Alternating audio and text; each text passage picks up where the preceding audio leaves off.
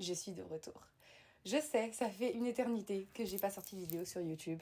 Il s'est passé plein de choses, il m'arrive plein de choses, je vis plein de choses et j'allais pas bien. Donc j'ai fait une petite pause, mais en fait vous avez continué à laisser tellement de commentaires sur cette chaîne pendant mon absence. Je lisais vos commentaires la nuit, le soir, pendant mes insomnies. Oh, peu de lumière. Quand j'étais à deux doigts de pleurer, je lisais vos messages et en fait je me suis dit...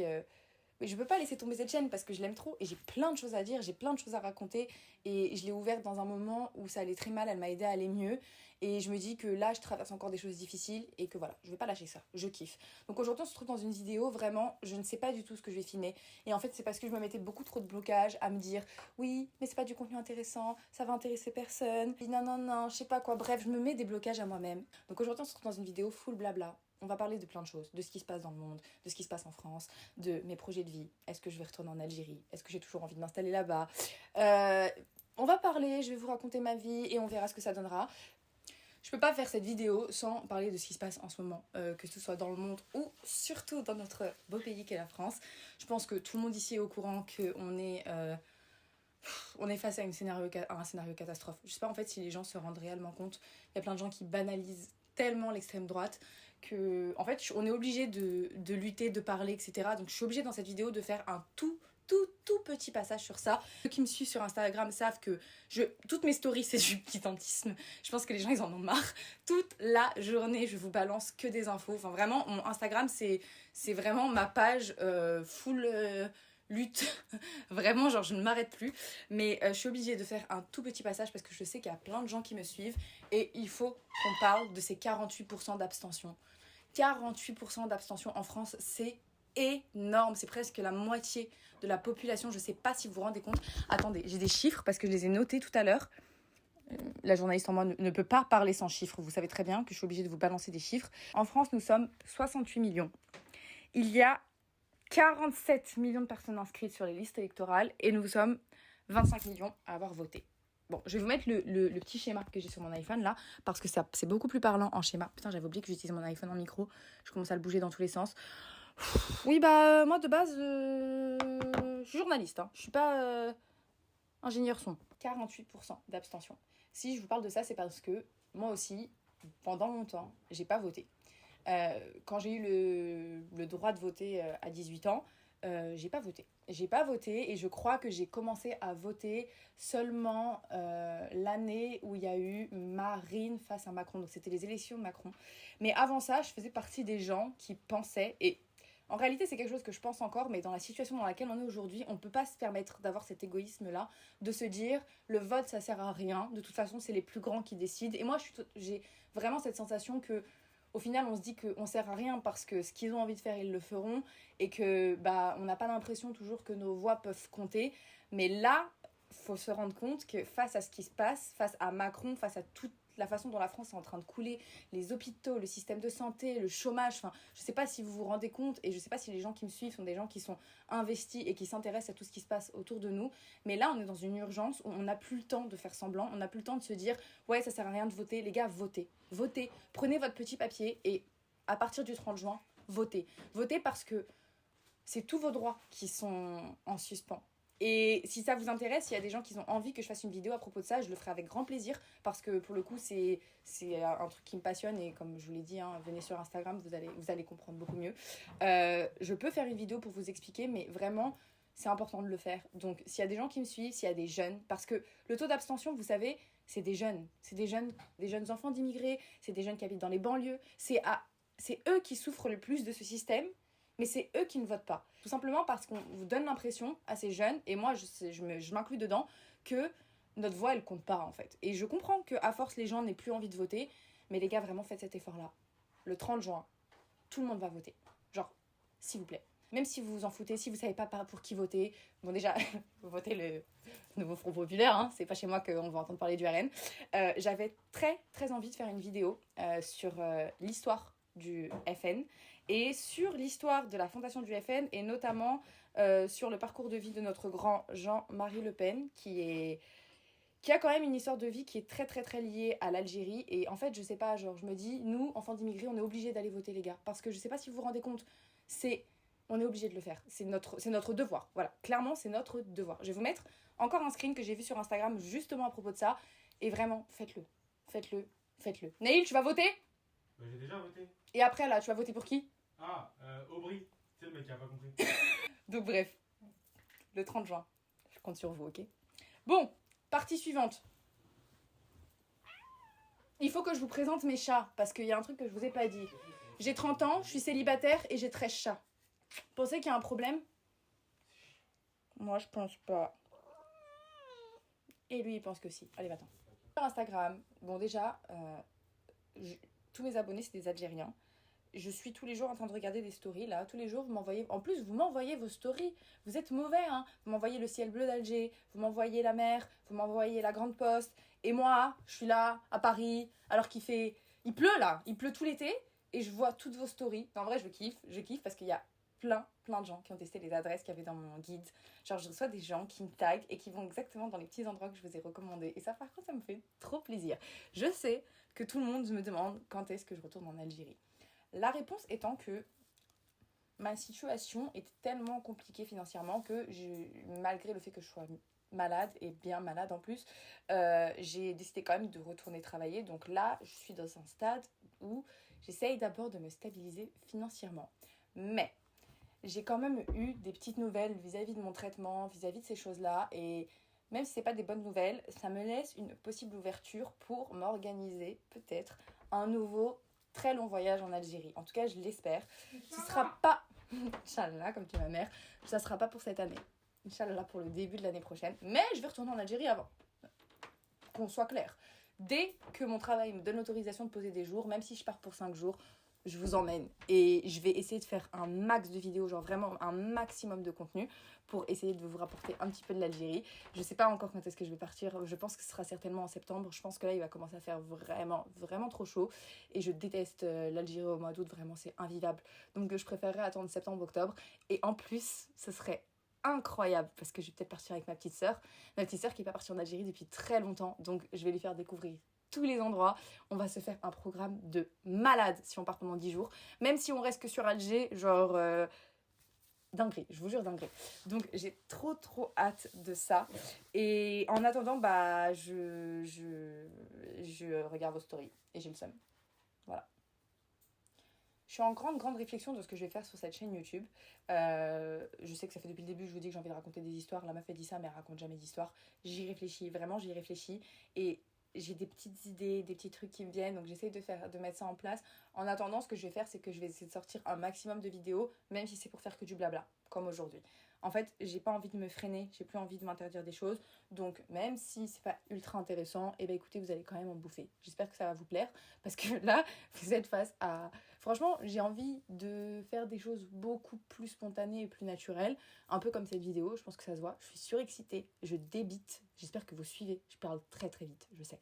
Ah oui, dans les prochaines vidéos, je vais vous emmener avec moi, on va aller faire un petit tour au Hardy Concept Store. Je sais pas si vous le connaissez, c'est un concept store un peu comme celui qu'on a vu sur l'Algérie, mais qui est 100% dédié à la Palestine. Il paraît que c'est un endroit magique, tous les gens qui y vont disent que, enfin vraiment très plein d'émotions.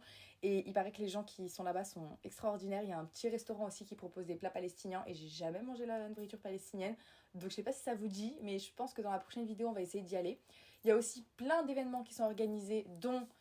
par les Arabengers, je suis obligée d'en parler, je fais la pub pour raconter l'Algérie partie 2 qui va avoir lieu le 30 juin, j'y serai. Il n'y a pas moyen, même si je suis malade, même si je peux pas marcher, même si... Je m'en fous, j'y suis. Genre, j'y suis. Le 30 juin, c'est à Pantin. En plus, il me semble qu'il y a pas mal de grosses têtes. Enfin, franchement, ça va être un événement incroyable. Ensuite, on se retrouve tous pour danser. Donc, je vous mets le lien de toute façon dans la description.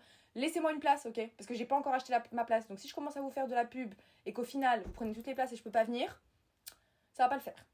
Donc j'attends juste ma paye là pour prendre la place. Et ensuite, j'ai aussi vu que le collectif des aides organisait très bientôt là, mais c'est trop bien en fait, le collectif il organise vraiment plein d'événements trop cool. Je sais pas si vous les suivez, mais vraiment je reçois tout le temps des mails avec des événements trop sympas, fou. Et là ils organisent un pique-nique dans le bois de Vincennes et on se retrouve entre Algériens, on ramène Darbouka, Mandol, tout ce qu'on veut, on va danser, on va faire de la musique, on va manger tous ensemble. Je trouve ça trop bien, genre je trouve ça trop bien. Donc je sais plus exactement quel jour c'est, je vais vous mettre à l'écran parce que je vais revérifier et je vais tout faire pour y être aussi. Mais moi je travaille le week-end, donc je sais pas trop si je vais pouvoir, mais je vais essayer. Donc voilà, ça c'était un update de tout ça. Qu'est-ce que je voulais vous dire d'autre, moi? Je reprends mon iPhone. Je vous ai mis un message sur Instagram, je vous ai dit que je tournais une vidéo aujourd'hui, je vous ai dit de quoi est-ce que vous voulez que je parle.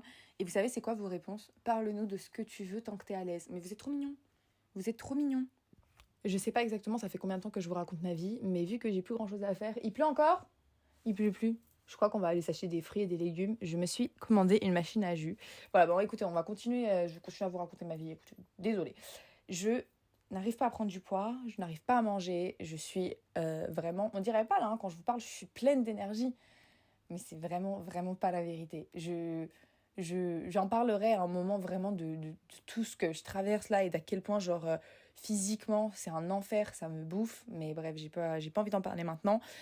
Et donc, j'ai décidé de m'acheter une machine à jus, comme celle que j'avais en Algérie, pour ceux qui me suivent. Et je l'ai oubliée là-bas, j'étais dégoûtée. Et j'en ai racheté une là, elle est arrivée ce matin. Et c'est trop bien parce que pour les gens comme moi qui ont des problèmes, qui ont du mal à manger, etc., c'est trop bien. C'est un extracteur, tu peux mettre tous les fruits que tu veux. Je vais me faire un jus de pastèque en souvenir de mes jus de pastèque que j'ai en Algérie. Je pense pas qu'il sera aussi bon parce que de là, c'est pas la même que de la fait française, c'est sûr et certain. Mais on va quand même se faire un jus. Donc je vous propose que je mets des chaussures, il pleut, il fait vraiment pas beau. Mon objectif c'est de marcher beaucoup plus ces derniers temps parce qu'il faut vraiment que je change ma façon de vivre si je veux guérir. Donc là, on va peut-être mettre nos chaussures, on va aller s'acheter de quoi se faire un jus et on va tester ma machine, vous en pensez quoi? C'est vraiment une vidéo aléatoire, elle a pas de sens. Hein. Et vraiment, je suis désolée. Il y a 50 000 infos dans cette vidéo, je vous demande de me pardonner. J'espère que vous suivez quand même. Vous savez quoi, je l'annonce comme ça. Je vais faire un podcast. Voilà. En fait, à la base, j'en avais un.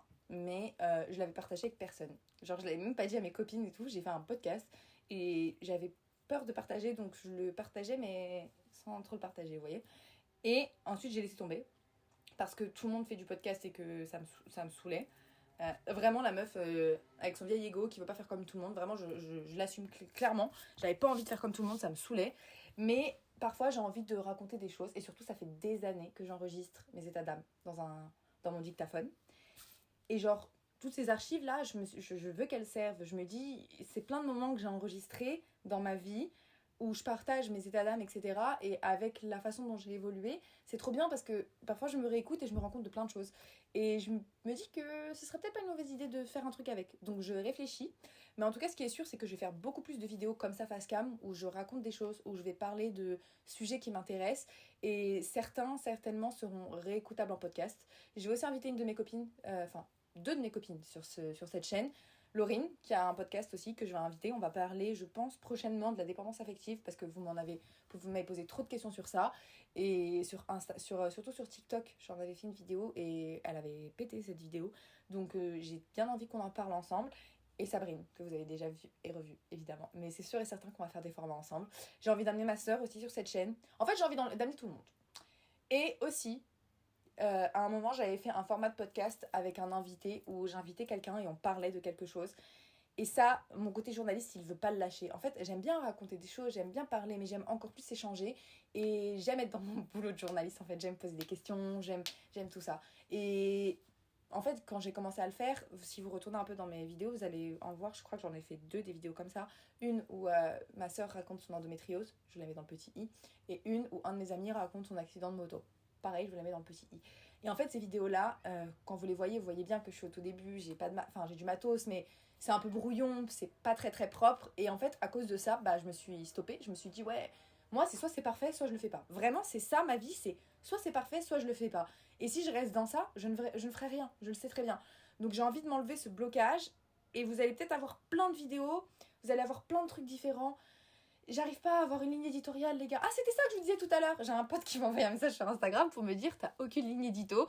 Un jour, tu parles de lutte. Un jour, t'insultes les fachos. Un jour, tu nous mets des chats. Un jour, tu parles de l'Algérie. Le lendemain, tu partages du rap. Genre, c'est quoi ton délire? Et je lui ai dit, en fait, c'est ça, c'est aléatoire. Genre, chez moi, il y a trop de choses. Et j'arrive pas à me cantonner à une seule chose.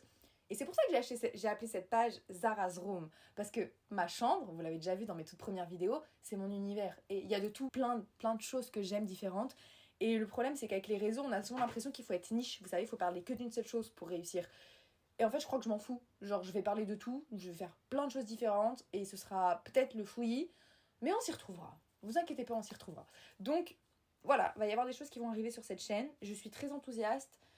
Maintenant, il faut que j'ai l'énergie pour le faire, mais je vais la trouver. Je vous promets, je vais la trouver. J'espère que vous n'êtes pas ennuyés. Ouais, je suis en train d'annuler le jus. Ouais, totalement. Je suis en train de changer d'avis. C'est ma chaîne, je fais ce que je veux. Je pense pas qu'on va aller se faire un jus parce que j'ai la flemme de marcher. Mais d'un autre côté, je suis contente là de faire une vidéo. J'ai pas envie que ça s'arrête. Mais j'ai plus rien à raconter. Donc si je commence, je vais débiter des bêtises. Genre des trucs, genre je vais commencer à vous raconter ma vie. Genre que mon ex il m'a quitté pour faire de la télé-réalité. Des trucs comme ça.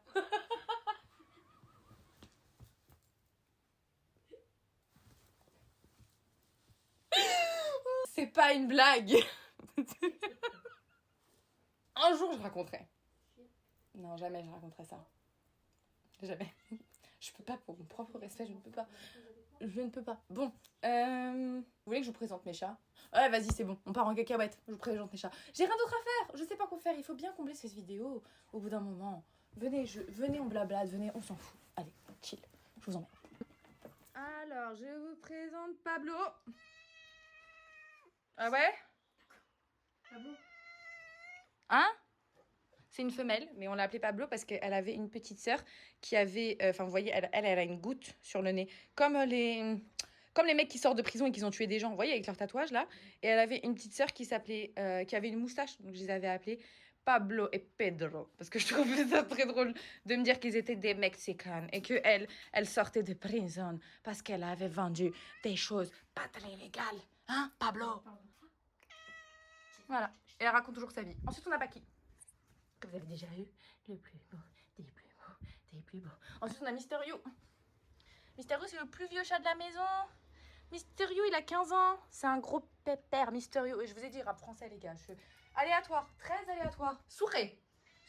Alors, Souré, on l'a appelé comme ça à cause de Prison Break, en effet, parce que quand il était petit, il y avait lui, Scofield, donc c'était son petit frère, et en fait, il s'échappait tout le temps de leur panier. Donc on l'a appelé Souré, et l'autre on l'a appelé Scofield. Génial. Est-ce qu'il y en a d'autres? Non, ils sont pas là, il pleut. Ils sont tous dans ma chambre. Mais je vais pas tous vous les montrer parce que... Allez Pablo, on va dire au revoir. On dit au revoir Pablo? On se retrouve quand? Pablo. La semaine prochaine? Promis? Super, merci. Et tu termines? Ah, normalement, on dit ouais, allez, comme c'est quand on s'en va.